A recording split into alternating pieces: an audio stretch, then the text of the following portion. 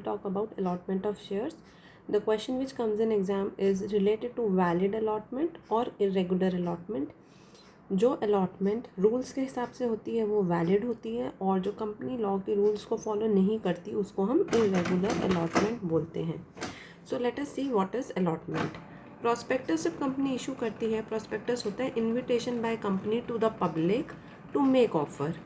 Prospectus company issue करती है और वो होता क्या है, इन्विटेशन होता है ताकि पब्लिक ऑफर करे शेयर्स खरीदने के लिए उस कंपनी के. एप्लीकेशन क्या होता है, ऑफर फ्रॉम एप्लीकेंट. आप प्रॉस्पेक्टस पढ़ते हैं, अगर आपको अच्छा लगता है तो आप कंपनी को ऑफर देते हैं in the form of application.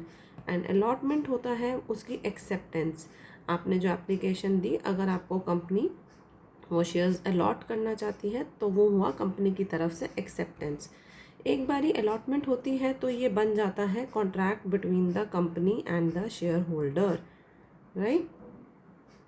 Now let us see what is allotment. Allotment means appropriation of previously unappropriated share capital.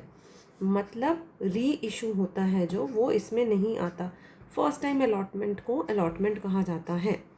Valid allotment क्या हुई, जो कंपनी एक्ट के रूल फॉलो करती है.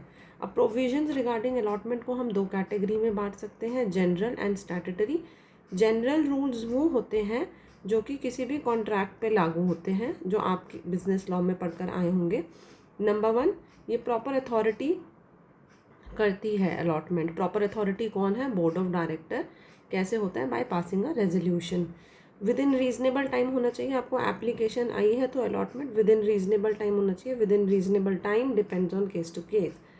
Then it must be communicated. Acceptance must be communicated. आपको applicant को बताना पड़ेगा कि अलॉटमेंट हुई है आपको. And it should be absolute and unconditional. Absolute and unconditional का मतलब है कि आप जो एप्लीकेंट ने आपको अप्लाई करा है उसके ऊपर आपकी कोई कंडीशन नहीं है. उसने अप्लाई करा और आपने अलॉट करा. So these are the general rules. In the next video we will see the statutory rules which relate to Companies Act provisions.